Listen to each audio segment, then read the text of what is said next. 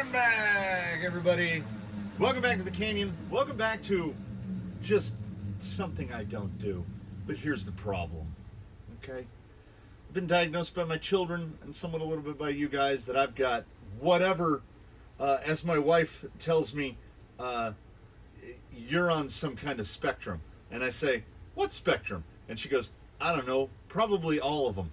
So I don't explicitly have a video for today, but I have a drive inside me, unavoidable and unstoppable, that says you have to make a video for today because you haven't missed a video since a certain day, and that day is in my head. And the thing is, they have to match, the numbers have to line up. So maybe when that day comes around on the calendar again in about 3.5 months, then I can stop making videos for a couple days. But I don't know. This is how it might be. So I got a late start because I was doing other stuff. We'll talk about that other stuff in a minute. We got a late start, so the filming window is past. It's 100 degrees outside, and just to add verve, it's like 45% humidity, which I know, yeah, Southerners, Midwesterners, that's not a lot. It feels like a soup outside, so I'm just not going to. So what happened is, last night a couple of things happened. One, I was watching videos, and I got out of my lane. I've mentioned in the past, I don't watch a lot of crawler-related content. I just don't. Because I spend a lot of time making crawler-related content, and it's like, it's still more hobby than jobby, but at the same time, if I do a video on, say, the Phoenix, and then I go out and watch videos on the Phoenix, to me, it feels like I'm trying to confirm my own bias. Like I'm hoping that a video says something that makes me go, yeah, that's aligned with my beliefs and thoughts and ideas. So I don't think I can go into any video clean and clear without, I don't know, prejudices, prejudgments, whatever. But the algorithm does like to feed me things, and it likes to be pretty thematic. It knows I watch baseball, it knows I watch videos about video games, and I've been playing a lot of Diablo, and it knows I've been either talking about a lot of Phoenix or doing a lot of videos about Phoenix. So it keeps suggesting me Phoenix stuff, whether it's old, new, like it's suggesting me like Harley Designs videos on the Phoenix from when it came out, because I didn't watch that video, because I knew I was going to buy a Phoenix, and I wanted to go into it cold. So what I'm going to tell you right now is a video came up last night, and it was only from about 3 weeks ago. I'm not going to mention the video specifically, but I'm going to say that the rough gist of it was, if you have a creator panel on your YouTube, if you've made YouTube videos, up here in the top corner, it would be right about here. There are always these little, it looks like a tiny little TV, and it's always giving you suggestions so that you can drive your brand and improve your content generation. And one of them is always try a trend, try to get into that imaginary cultural zeitgeist and try to find something that'll hook people. And that's not why I'm here. I make the videos I want to make in the hopes that there are other people that want to see the videos that I want to make. But the video in question angered me to a point, like it really did. And the video was titled something along the lines of top 5 mods to do to your Phoenix, right? Top 5 things to do your Phoenix or whatever. And I thought, I don't do react videos and I don't do top lists. So I'll give you the Canyon's antithetical equation for the top 5 list. And that would be the do's and don'ts list. And we're going to talk about the Phoenix, but it kind of applies, okay? The number one do is, get a Phoenix. I think everybody should have one because it's a really capable platform, and there's a part inside me that considers this is a Phoenix. If you don't have this part, I call it Phoenix adjacent. But that said, most of my Phoenix are Phoenix adjacent. This one isn't mine. So I only have one. I have one Phoenix of 4, because they're all Phoenix adjacent, because they were either built specifically not to have the body. Anyway, the first thing you do is you buy a Phoenix. You're presented with 2 options. There are 2 options placed in front of you. There's the red pill and there's the blue pill. There is which one was the one that made you see reality? Was that the blue? Was that the red pill? I can't remember. That was 25 years ago. You've got an RTR and you've got a kit. I've never bought an RTR Phoenix, nor will I ever build the kit. The number one do of this hobby as a whole is, if it is available in kit format, buy that. Because the bits that they're giving you, you're going to take them out and, best case scenario, sell them to someone for $10. Or in my instance, I give them away, or I put them in a box for a future content creation where I want to show someone what is something that is truly terrible. And you take whatever repackaged, rebanded, reflavored version of the Hobbywing 1040 or 1060 that is given to you as a speed control, and the sealed case 540 or 550 motor that costs 20 cents to make, and you take that, and then the radio along with it, and basically what you've done is you've paid $100 or more for what is legitimately $10 worth of stuff. So buy the kit. An RTR is usually going to be about $100 more than the kit. Take that $100 and put it towards buying stuff that you know you like. A decent servo is not that expensive. A decent radio is not that expensive. The Canyon favorite radio is the RadioLink RC4GS. They are $60. You can program, I don't even know how many models, 20, 30. Receivers are $15 a piece. There's no excuse to have an RTR radio in your hand. You should never even get yourself to the point where you have an RTR radio in your hand. And you might say, oh, well, I'm just starting out and it's my first. I don't care. I don't care. It doesn't matter. Don't buy the RTR if a kit is an option. That's why it saddened me to see Vanquish start releasing RTRs, because it's going the wrong way. They're taking options away from you and treating it like it's a benefit. Oh, look at this thing that we're giving you. We're going to give you this one with this different colored painted body, but you have to buy it as an RTR, and you have to spend more money, and you have to deal with the electronics that are stuck in it. This vehicle, this outfit, does not have expensive electronics on it. It's fitted to an RadioLink RC6. It's got Injora half-height servos. It's got an expensive by Amazon standards, which means about a $90 steering servo in it.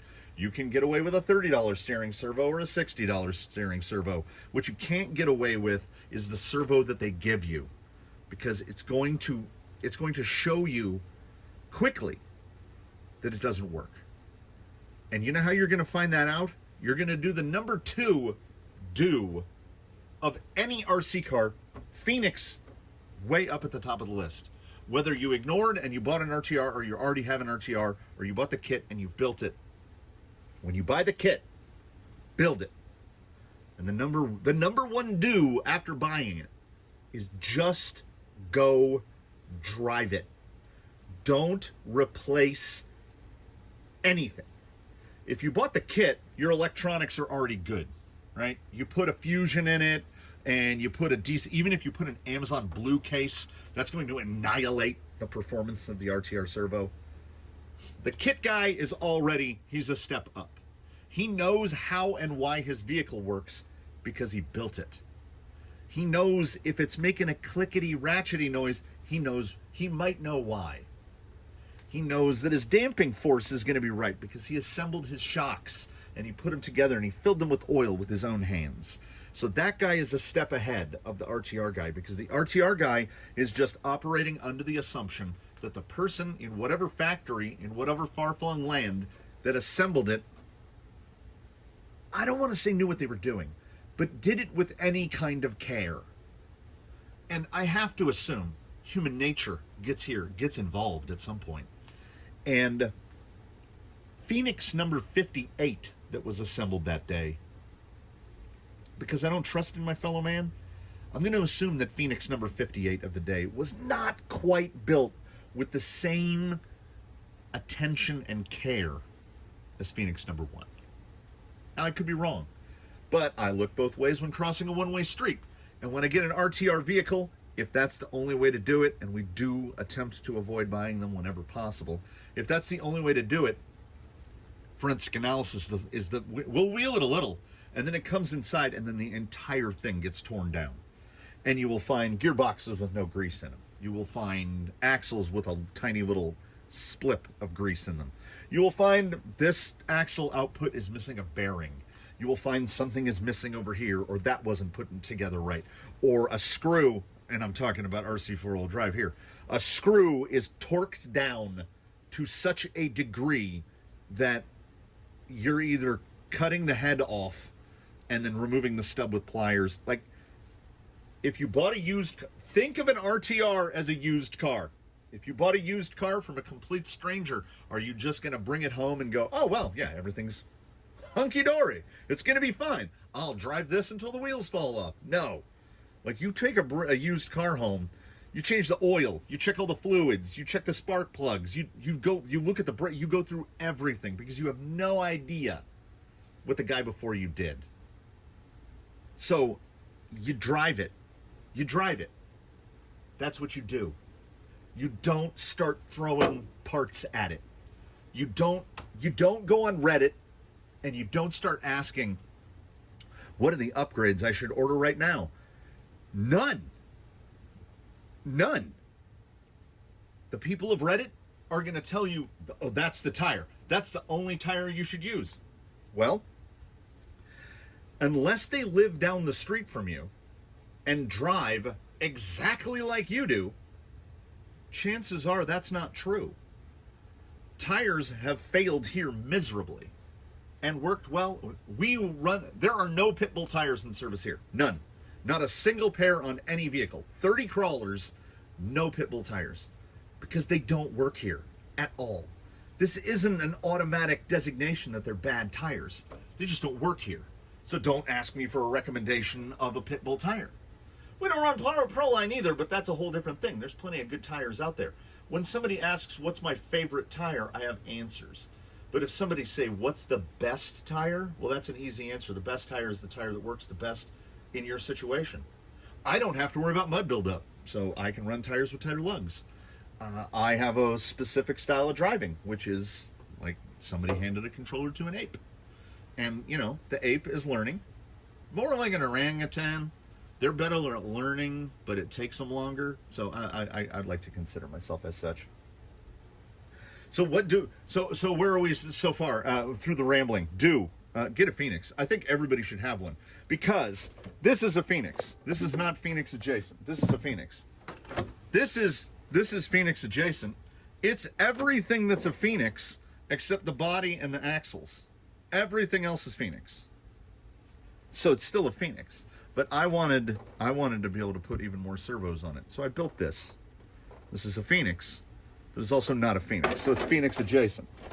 This is a Phoenix. But it's also not a Phoenix. This was built as a straight axle. And then we LCG'd it and we did all the stuff to it. It's still a Phoenix. Everything down here is Phoenix, plus a Zoku chassis on it, you know. So that's an LCG Phoenix. This is an LCG Phoenix. So this might as well be full Phoenix. Like, it's LCG'd, it's another Zoku, but everything on there is Phoenix. It's still got a Phoenix body, it's a Phoenix. So what I'm trying to establish here is I'm not flexing and being like, look how many Phoenixes I have, Phoenicians. No. What I'm establishing here is that this is also a Phoenix, and this was built specifically to be this way. When Vanquish did the slider kits at the end of 2022, this was bought as a slider and built to be this way. Like, I bought this body specifically to put on this vehicle. This vehicle was built to be this. I wanted a Phoenix, which it's a Phoenix. I wanted it to be a Phoenix, but I didn't want another Phoenix body. That's fine. If you don't want a Phoenix body, that's fine. You can sell them, and they fetch a decent amount of money because that's a $150 body. But we're losing focus here. Do's and don'ts. Don't just upgrade. Do drive. Drive a lot, and you will find the strengths and you will find the weaknesses. The gentleman here that is LCG'd now, that has been turned into a Zoku Phoenix. So it's this chassis, but still a Phoenix, right? Still the same body, still the same geometry, except for the kicked skid. All the stock parts, VFD, all that.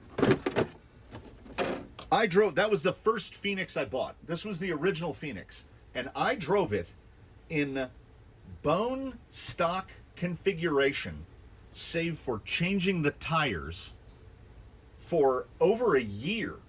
Like, it had no aftermarket or upgrade parts on it whatsoever. None. I just drove it. And once I got to that point, I knew what I wanted. And I knew what it wouldn't do. More importantly, not what it will do, but what it won't do. And as I have acknowledged, the Phoenix is more trail truck than it is pure rock crawler. If you want to build a pure rock crawler out of it, you absolutely can. The VFG twin gearbox is great for that. But this is not lightweight. It's just not. A J-Concept creep cab weighs 3 ounces. And this, with no fenders and the cage as pictured right here, is about 10 ounces. 7 ounces of sprung weight up high is a sacrifice for vanity. It is something. Wow, I've almost lost this door handle. You have to recognize that you're giving something, which is pure performance, to get something. It's beautiful. It's beautiful. Nobody can argue that it's not beautiful. So we have to make that recognition, that understanding. But the thing is, if you're the RTR guy, or even if you're the guy building your very first Phoenix kit, you don't know that yet. You don't know how much this is going to hold you back in the driving that you do, in the crawling that you do, in the locations that you do. You don't know. I can't tell you what the biggest weakness of this vehicle would be where you are. I can give you a ballpark. I can say, oh, well, it might do this better than this, and it might not do this. Maybe you're a straight axle guy. I'm a portal guy. Most of mine are portals. I have a singular straight axle, this one that you saw here, and it was the one that took the most amount of work because it wasn't doing what I wanted it to do. But it took a long time to get to the point where I could say, oh, this is why. This is what it's not doing. So there's no, where I got watching that video, there is no top 5. That's not a thing. This drove in its box stock configuration as a Phoenix portal kit on tusks. I put tusks on these exact Amazon wheels, and that's how it drove. I don't recommend wheels to people because you're going to buy what you like. I just wheeled, 5 Phoenician-based vehicles in front of you? No 2 have the same wheel, not even close. We only coincidentally have 2 that are on the same tire, that are on tusks. Brand new tusks, not brand new tusks. Completely different wheels all the way around. Everything done with a different approach, still the same base. Which is why I think the Phoenix is a great one. Like, if you look at Element, they're all the same thing. Those chassis rails, that skid, all the stuff, shock towers, all that, it's all the same. We're just changing the wheelbases and changing the bodies, essentially, until we get to IFS. We're not here to talk about that. The Phoenix can maintain its DNA, its structural DNA as a Phoenix, but turn into pretty much whatever you want it to. You can run it on stock rails. You can run it on a full Zoku LCG. You can change your axles to another axle. You can go portal, you can go straight axle.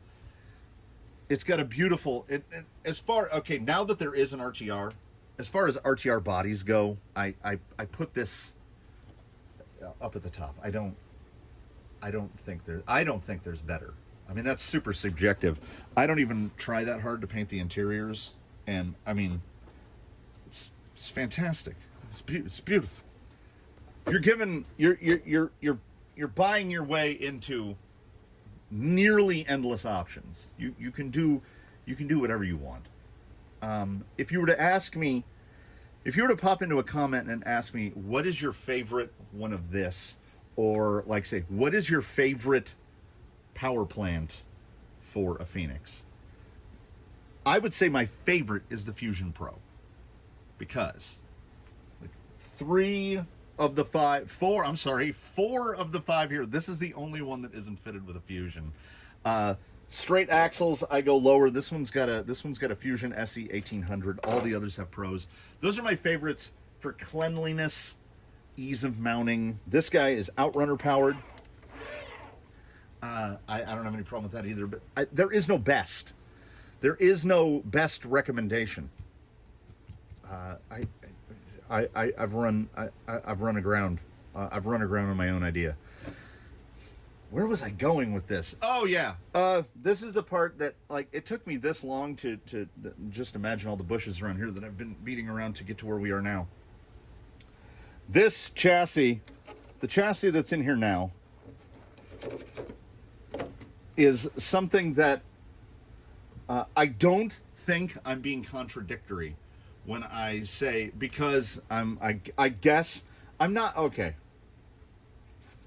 I'm hemming and hawing right here, everybody. I built this chassis. This is an in-house chassis for those who haven't seen it. I call it the Hardline chassis. It is the third variant of the Hardline chassis that has been produced here in-house in the shop. And I think I've gotten it to where I want it to be.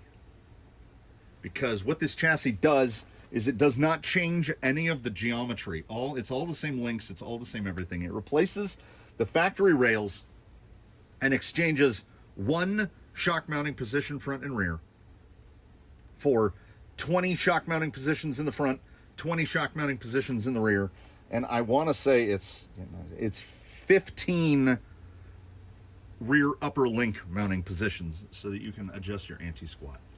So I built this one, and I had a sufficient number of people say, where do I buy that?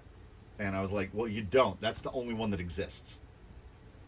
I made this one. This is Hardline version 2, which was a little more, you see, I already had it was clearly not built to a Phoenix, so this is as bespoke as it gets. We cut the rails down really short. We used less link positions because we knew what was needed. This rig was already built, so it wasn't going to need the stuff to accommodate a Phoenix. But I wanted to produce a chassis for this, which is the straight Phoenix, the FJ45 body, and I wanted to add link mounting and shock mounting positions because the pure vertical shocks look scale, but for tuning, you have no options. Like the factory shock would be right, these two holes right here are where the shock tower would go. So we've leaned that shock down, the two holes would be right here. We've leaned this shock down, still running the factory configuration back here, but we have the ability to move it. We have the ability to tune anti-squat now. So enough people asked me about the chassis, like, where do I get one of those? So I said, fine. And I contacted a guy who knows, and he contacted a guy who knows. And this, if you are motivated to click on the link and go check it out, the link will definitely be below. I started an Indiegogo with what is it they call it, the fixed requirement, like how much money you want to spend, or how much money you want to bring in to make this thing actually happen.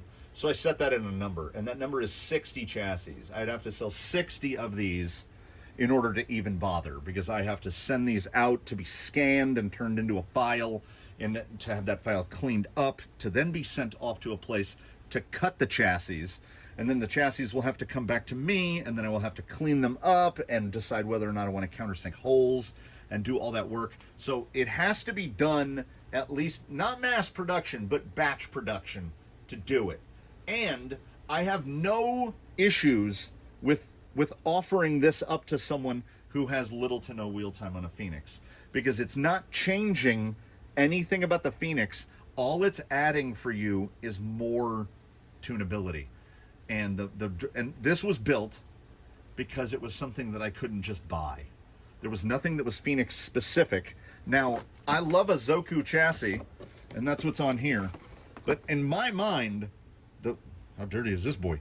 The Zoku is going to the maximum.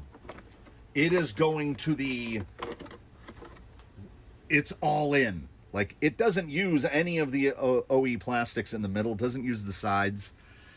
If I were to convert this, if I were to take this rig right here and convert it to a Zoku, I would have all of the parts above the axles left over, except the gearbox. I would have almost enough to build another Phoenix. When I build a Phoenix out of this, when I use my Hardline chassis, which is a very intermediate step, it will not perform to the level that does. The Zoku is something more extreme. This is more retaining the DNA of the Phoenix, because what it does is it doesn't take away, it just adds. Like, we lose chassis rails and shock towers because the chassis rails here integrate the shock towers.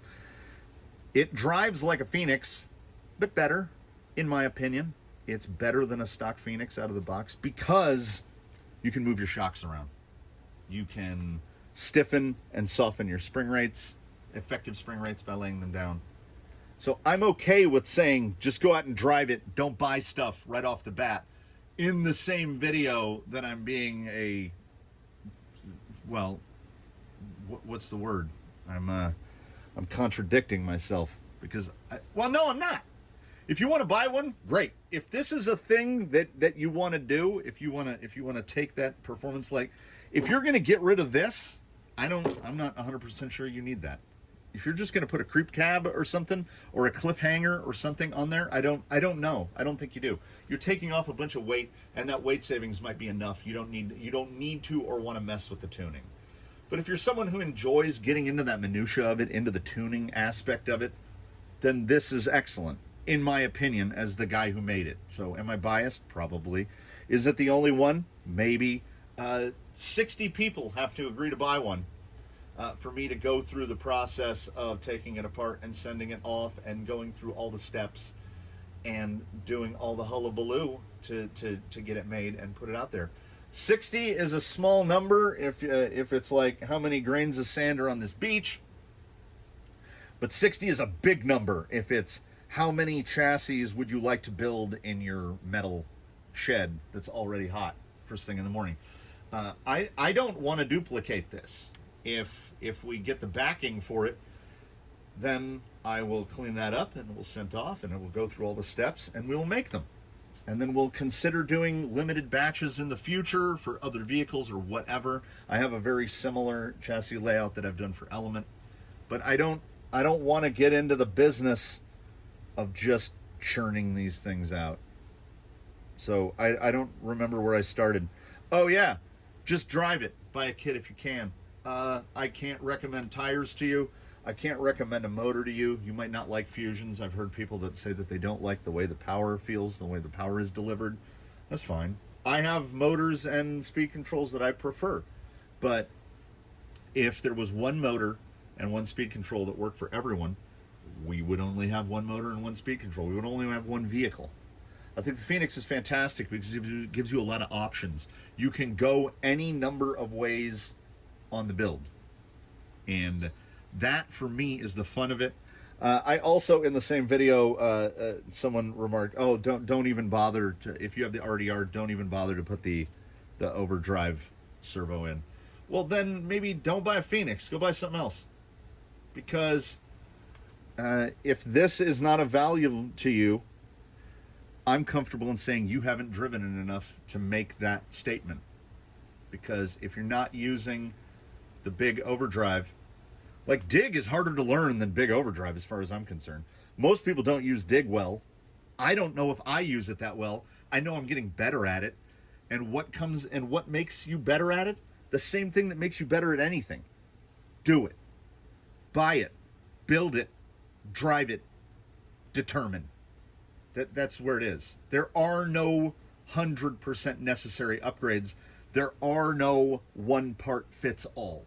There just aren't. I like tusks. Tusks work here. I like canyon trails. Canyon trails work here. I like fossils. I like a lot of tires. I dislike a lot of tires too. Some people might say, what are you talking about? Baja Pro X is the best tire I've run. Absolutely horrible here. If your environment is similar, it might be horrible for you as well. So what I can say is, I don't think it's possible to buy a Phoenix and be disappointed in it. This episode is not sponsored by Vanquish in any way. I've had to buy all these damn things. Because if you don't like, here's the thing. We will try to go in a circle. We'll try to wrap it back around. If you get your Phoenix RTR and you take it out and drive it, and there's something about it that you don't like, what is it? What is it? I don't think that it's something ingrained in the DNA of the vehicle. I don't think it's something that can't be adjusted to take it to your liking. Do you think that the top of the cab looks too tall? Is it just purely the aesthetics of it? Well, one thing I try to establish with people getting into this from the beginning is this is not the vehicle. I contradict myself again and say that I think a huge part of it being a Phoenix is this. Seeing this was a big part of what made me buy it. But then I saw that and immediately looked at, well, what's underneath? What is it that actually makes the vehicle that vehicle? And it's got stuff that I like. And it has far more stuff that I like than I don't like. I don't like the fact that in the stock positions we have one shock mounting position, just one.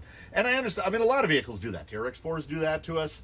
Lots of vehicles give us one shock mounting position. But I'm a tuner and I want to be able to tune things. So I built this chassis to do that. Most of my Phoenix, half of my Phoenix are just Phoenix. The other half are what I wanted to make them be. And I only got there in one way.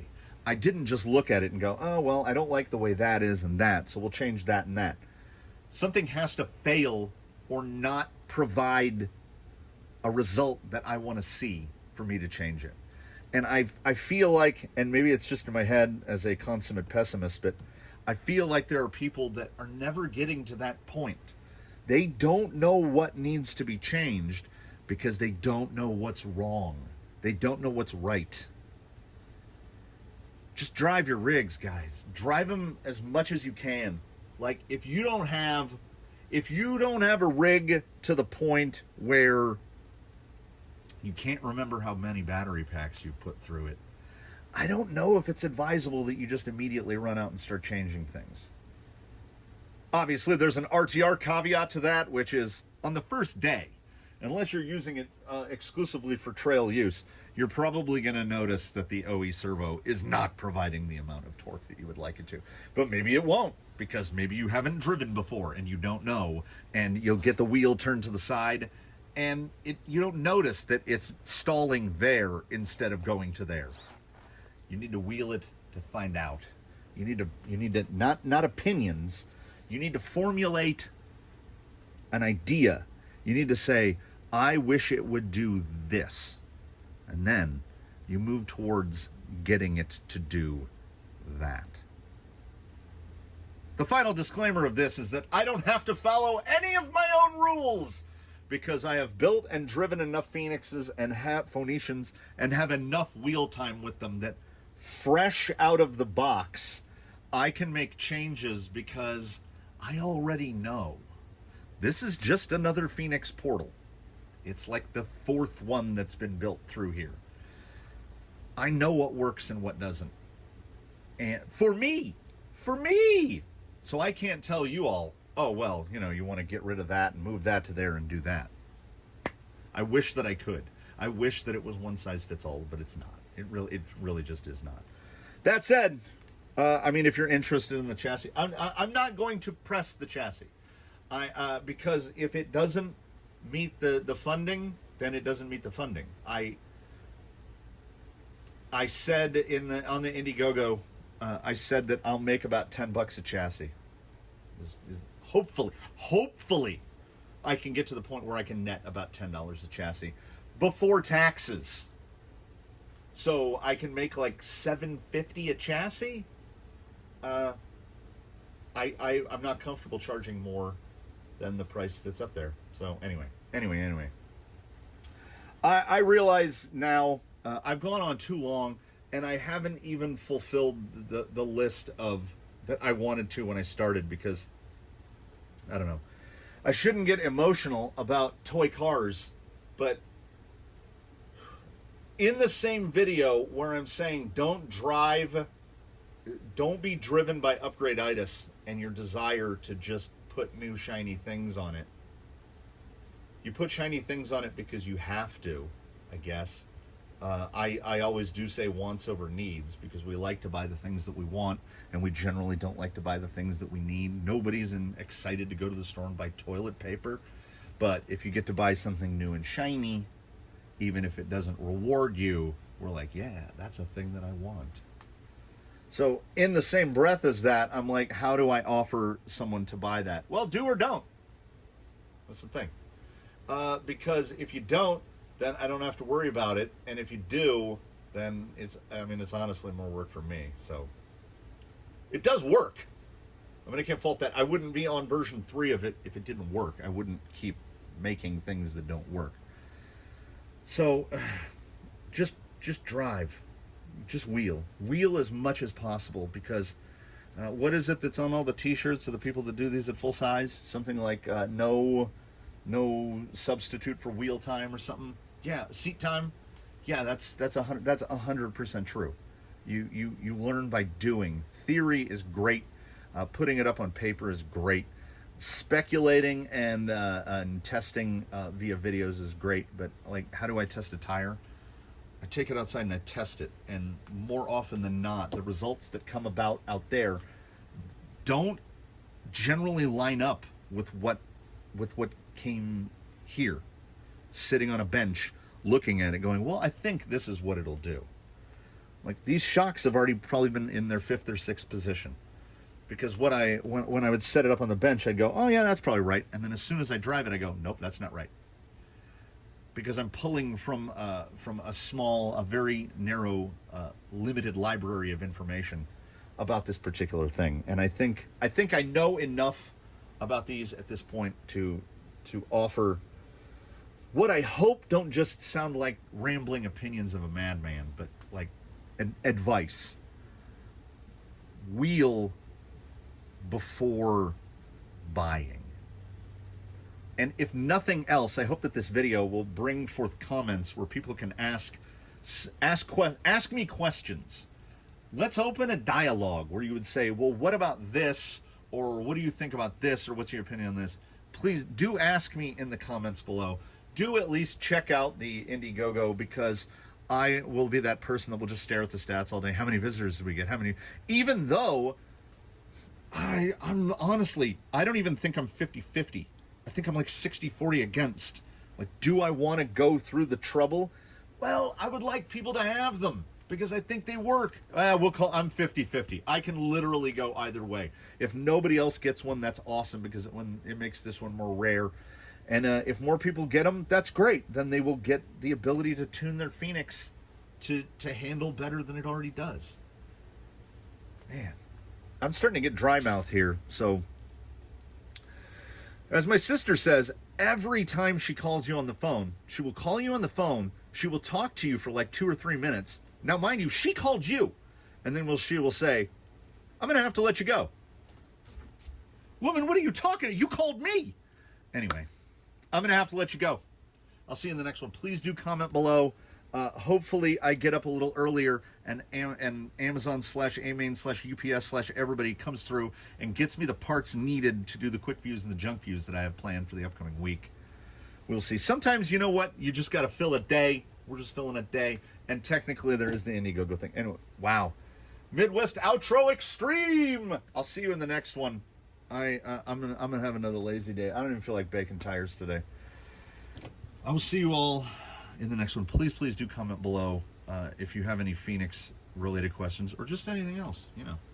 Also check the community board for the regular Canyon followers. I've posted up what the videos were for every day for the month of July. If you are on the quest to find the numbers, we like to bury little tidbits here, like hidden at the end. Also, the 222. If you have that as a number, you know who you are. That's not a number. That Rialf bottle has been there for like 3 months. So 222 is not a number. Same with the, sometimes you can see the number that's on the side of the Mobile One and the red and tacky, I think it's like number 2. The 2, the 1, the 222, those are never numbers because those are just always here. The number should look like something significant. If you don't know what that number is and you've watched the video all the way to here, well, I mean, wow. Congratulations, baby. You're a unicorn.